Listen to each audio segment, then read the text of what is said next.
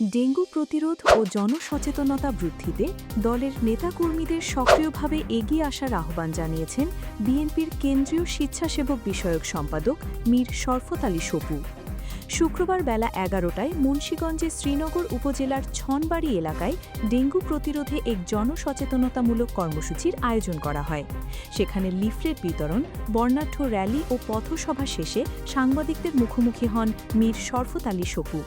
তিনি বলেন, বর্ষা মৌসুমে প্রতি বছরই ডেঙ্গুর প্রাদুর্ভাব বাড়ে, তাই আতঙ্কিত না হয়ে সচেতনতার মাধ্যমেই ডেঙ্গু প্রতিরোধ করতে হবে।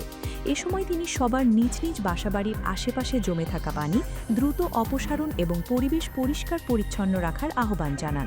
এই সময়টায় সাধারণত ডেঙ্গুতে আক্রান্ত হয় বেশি এবং বৃষ্টি হয়, মশা বিভিন্ন জায়গায়, আমাদের বাড়ি ঘরে আঙ্গিনাতে পানি জমে থাকে।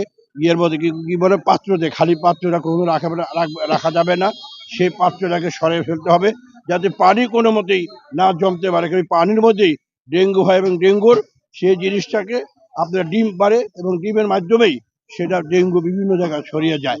এবং আমরা সেই লিফলেটের মধ্যে আমাদের ডাক্তারদের যে নির্দেশ দেওয়া আছে, এই লিফলেটটা যদি আপনারা দয়া করে সবার কাছে দেওয়া হয়, তাহলে লিফলেটের মধ্যে সবকিছু দেওয়া আছে কিভাবে এটাকে প্রতিরোধ করা যাবে এবং সেখান থেকে আমরা কিভাবে এইখান থেকে উদ্ধার পাবো। তাই আজকে আমাদের সমস্ত নেতা কর্মীরা এখানে উপস্থিত আছেন, সবার প্রতি উদাহরণ আহ্বান, আপনারা যার যার অবস্থান থেকে সবাই নেতা কর্মীরা সবাই যার যার ওয়ার্ড, ইউনিয়ন পর্যায়ে, থানা পর্যায়ে সবাইকে আপনারা সচেতন করুন, যাতে করে আমরা এই মহামারী ডেঙ্গুর থেকে আমরা সবাই রক্ষা পাই। কর্মসূচিতে শ্রীনগর উপজেলা বিএনপি সভাপতি শহীদুল ইসলাম মৃধা, বাংলাদেশ চলচ্চিত্র প্রদর্শক সমিতির সভাপতি আওলাদ হোসেন উজ্জ্বল সহ স্থানীয় বিএনপি ও অঙ্গ সংগঠনের বিপুল সংখ্যক নেতাকর্মী উপস্থিত ছিলেন।